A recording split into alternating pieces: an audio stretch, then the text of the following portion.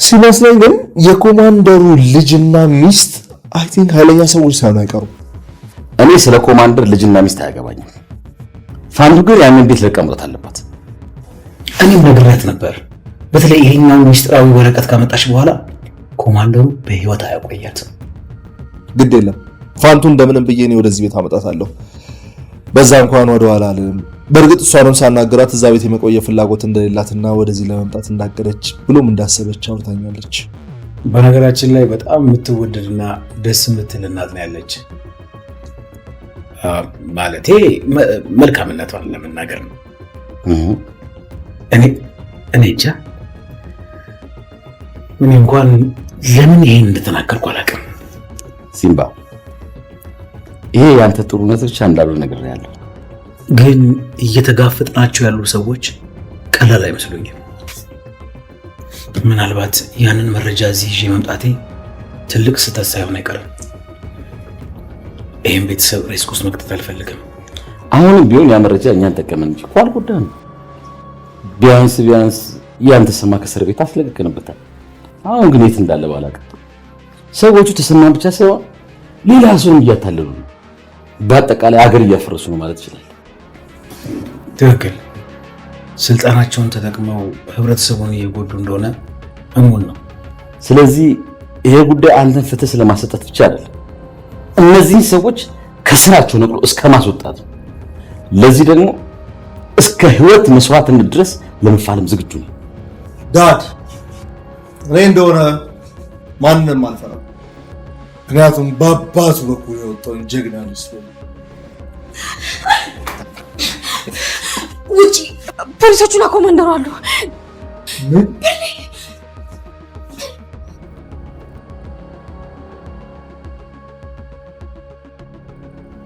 ላይኩን ሲምባና ሳምኖ ችግሮቻቸውን በጋራ ለመፍታት ተስማምተው ወደ ቤት ካመጣው በኋላ ባልጠበቁት ጊዜና ሰዓት አንድ ትልቅ ችግር ተፈጥሮባቸዋል። ናሆም ሲምባና ላይኩን አንድ ላይ ተቀምጠው ያንን ትልቅ መረጃ ከኮማንደሩ ሰርቃ ራሷን አደጋ ላይ ጥላ እነሱን ለመታደግ የሞከረችውን ፋንቱን እንዴት ከዛ ከኮማንደር እጅ ሊያስወጧት እንደሚችሉ እየተማከሩ ባሉበትም ነው ኤሚ ከኮማንደሩ ጋር ሌላ የፖሊስ አባላቶችን ይዞ እንደመጣ አይታ የነገረቻቸው። ሲምባና ላይኩን በሰዓቱ ቢደነግጡ ተረጋግተው አንድ መፍትሄ ላይ ደርሱ ይመስላል። ከዚህ ሁሉ አስቀድሞ ናሆምና ሲምባ ለብቻቸው ተቀምጠው አንዳንድ ጉዳዮች ላይ የተጫወቱ ባሉበት በመሃል ኑሐሚን ትመጣና በድንጋጤ እንዲሁም በሀዘን ስሜት ውስጥ ሆና አባቴ ጠፍቷል፣ መኝታ ቤቱ ስገባ ያገኘሁት ይህንን ማስታወሻ ብቻ ነው ብላ ስትላቸው ናሆምን በሰማው ነገር ተደናግጦ ብጣሽ ወረቀቱን ይቀበላትና ማንበብ ይጀምራል። ጽሁፉም እንዲህ ነበር የሚለው፣ ሁላችሁንም በቁማችሁ እንደቀበርኳችሁ ነው የማስበው፣ ግን እናንተ ያንን ሁሉ በደሌን ረስታችሁ ሁላችሁም ለእኔ በቀላሉ ይቅርታ ማድረግ ቻላችሁ። ያ ነው ይበልጥ እኔን የጎዳኝ። አንቺስ ልጄ ነሽ፣ ግን ላይኩን በሰራሁት ስራ እዛው እንደወደኩኝ ምራቁን ተፍቶ እዛው ቢረግጠኝ ነበር ደስ የሚለኝ። እርሱ ግን ይህንን አላደረገም። ጭራሽ ይባስ ብሎ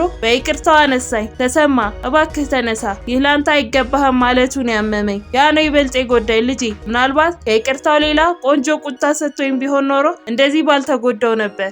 ከዚህ በኋላ ስለማታገኝኝ እኔን ለመፈለግ ባትሞክሪ መልካም ነው ብሎ ነበር የጻፈው። ናሆምም ይህንን ካነበበ በኋላ ኑሐሚንን ለማረጋጋት እየሞከረ መሀላቸው አስቀምጦ ማውራት ይጀምራል። እባክሽ ኑሐዬ አታልቅሺ፣ የትም አይርቁም፣ እንደምንም ብለን እንፈልጋቸዋለን። አሁን መረጋጋትና የት ሊሄዱ እንደሚችሉ ማሰብ ነው የሚሻለው ብሎ ሲል ሲምባም ይቀጥልና አዎ ናሆም ልክ ነው፣ ምናልባትም ገዳም ወይ ደግሞ እናትሽ ጋርም ሄደው ሊሆን ይችላል እኮ ብሎ ሲላት ኑሐሚንም አዎ ግን ደግሞ ለዚህ ውድቀት ያበቁት ሰዎች ጋርም ሄዶ አንድ ነገር ሊያደርግ ይችላል። ናሆሜ ጭራሽ አትፈልጊም ብሎኛል እኮ። እሺ አሁን ቆየት ብዬ ነው የማገኘው ብላ ስትል ሲምባም እንደዛ እንኳን የሚያደርግ አይመስለኝም፣ ያው ሰዎቹ ቀላል እንዳልሆኑ ያውቃል፣ ምናልባት አያትሽ ጋር ሄደው ከሆነ እንደውል እንዴ ብሎ ሲላት ኑሐሚንም አይ እሱ ጠፋ ብያደመው እሷን ማስጨነቅ ይሆንብኛል፣ ሌላ እኔ የማውቀው ዘመድም ሆነ ጓደኛ ደግሞ የለም ናሆሜ፣ በጣም ፈርቻለሁ፣ አባዬን ካጣሁት እኔ ሰው መሆን የምችል አይመስለኝም ብላ ስትለው እርሱ እሺ በቃ ተረጋጊ፣ የሆነ መፍትሄ አናጣም፣ እዚህ ተቀምጠን ከምንቀር ወተን እንፈልገው፣ ሲምባ አንተ ከቤት አትውጣ፣ በሩንም ለማንም እንዳትከፍት ብሎ ሲለው እሱም እሺ እኔ እንዴት መደበቅ እንዳለብኝ ያውቃለሁ፣ እናንተ ሂዱና ፈልጉት ብሎ ይሸኛቸዋል። በዛን ሰዓት ኤሚ ለሪች ትደውልና ማውራት ይጀምራሉ። ሪችም ትቀጥልና ለአንቺ ጉዳይ ይህንን ያክል ዋጋ መክፈል ያለብኝ አይመስለኝም፣ ለማንኛውም የላኩልሽን ቪዲዮ ያየሽ ይመስለኛል እና ኤርሚያስ ምን አይነት መጥፎ ልጅ እንደሆነ ተረዳሽ ብላ ስትጠይቃት ኤሚ አዎ ተረድቻለሁ፣ ግን አንቺ ጨረስሽ ብላ ስትጠይቃት ሪችም ላይኩንም አዎ ጨርሻለሁ፣ ግን ጨረስሽ አባባልሽ ትንሽ አልተመቸኝም ስትላት ኤሚም ቢመችሽ ነበር የሚገርመው ራሄል፣ በዚህ ሁሉ የተንኮል ሴራሽ አሸናፊ የምትሆኝ መስሎሽ ነበር አይደል? ግን ተሸንፈሻል። በነገራችን ላይ ልጅቷን ኤርሚያስ አግኝቷት ነበር። ምን ነው ዝም አልሽ? ይህንን ተንኮል እኮ ስትሰሪው ነበር እንደዚህ መደንገጥ የነበረብሽ። ለማንኛውም አንቺ ለመጥፎ ስራሽ ያመጣሻት ልጅ ገንዘብ ከፍለሻት እንዲሁም የኤርሚያስ መጠጥ ላይ መድኃኒት ጨምራ እንዳስተኛችሁ ተናዛለች። የተንኮል ሴራሽ መቼም አይሳካልሽም። እኔና ኤርሚን መቼም ቢሆን መለያየት አትችይም ብላ ስልኩን ስትዘጋባት ሪችም ተናዳ የተረገምክ ኤርሚያስ፣ ወይኔ እንዴት አንተን በቀላሉ ለማመን የቻልኩት። አሁን አግኝቼ በጥፊ ብልህ ደስ ባለኝ ነበር፣ ግን የጊዜ ጉዳይ ነው። እሱም ቢሆን አይቀርም። ይህንን ነገር እኮ በጥንቃቄ ነበር ያደረግኩት። ቆይ እንዴት ሊበላሽ ቻለ?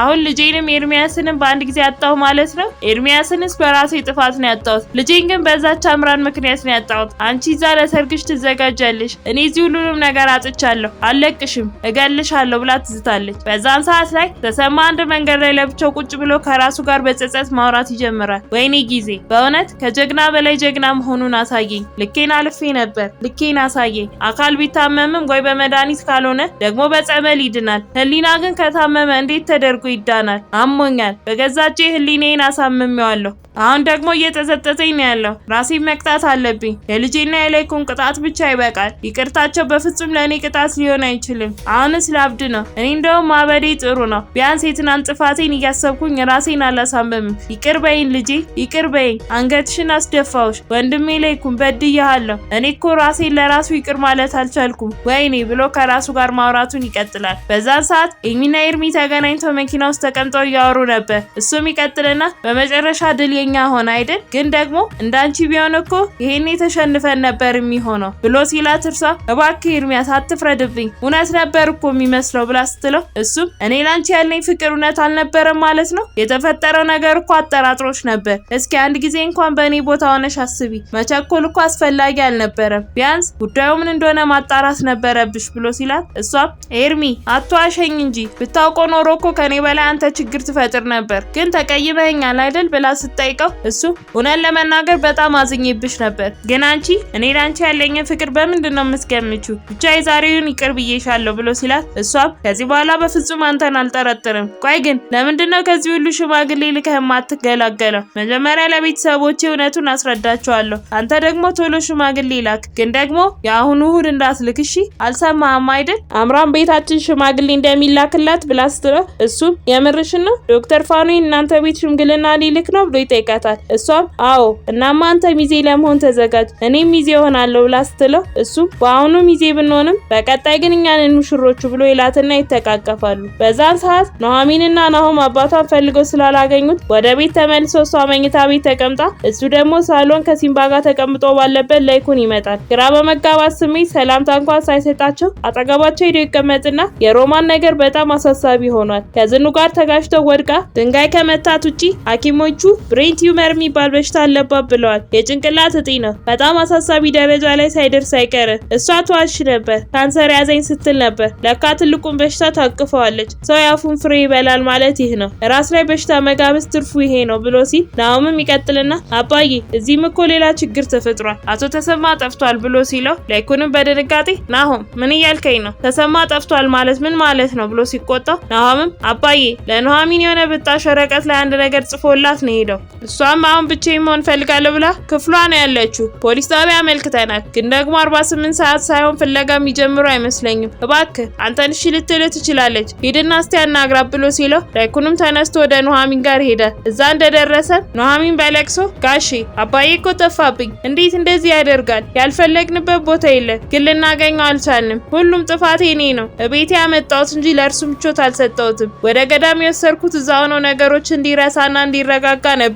እሱ ግን ተስፋ ቆረጠ ብላ ስትለው ላይኩንም እባክሽ አታልቅሺ ልጄ፣ አንቺ እሱ የሚጠቅመውን እንጂ የሚጎዳውን ነገር እኮ አላደረግሽም ብሎ ሲላት እሷም አዎ አባዬ፣ ግን ደግሞ ከእስር ቤት ከወጣ ጊዜ ጀምሮ በፍጹም ደስተኛ መሆን አልቻለም ነበር። ጋሼ የትዳር ህይወቴ ገና ከመጀመሩ ለምንድን ነው ይህን ያክል መሰናክሎ የበዛው ብላ ስትጠይቀው ላይኩንም ልጄ በመከራና በችግር የተፈተነ ትዳር ጠንካራ ይሆናል። ይህ በአንቺና በናሆም ላይ የመጣ ሳይሆን በቤተሰቡ ላይ የመጣ ያለ መከራ ነው። ይህ መከራ ደግሞ ያመጣብን ስግብግብነት ነው። የሰውን ንብረት መመኘት፣ በላብ ከመበልጸግ ይልቅ በአቋራጭ ሰውን መዝረፍ ያመጣብን ጣጣ ነው። ግን አሁን በእኔ ተማመኝ ልጄ፣ እንደምንም ብለን እናገኘዋለን። መጥፎ ሀሳብ አታስቢ። አባትሽ ትልቅ ሰው ነው። ለራሱ ጊዜ ፈልጎ ይሆናል እንጂ ራሱን አደጋ ላይ አይጥልም። ይልቅ አንቺ እዚሁ ሁኚና እረፍት አድርጊ ብሏት ወደ እነ ናሆም ጋር ከሄደ በኋላ ነው ኤሚ እነ ኮማንደርን ተመልክታ መታ ይነገረቻቸው። በቀጣይ ምን የሚፈጠር ይመስላችኋል? ሀሳብ እንዲሁም አስተያየታችሁን ኮመንት ላይ ጻፉልን።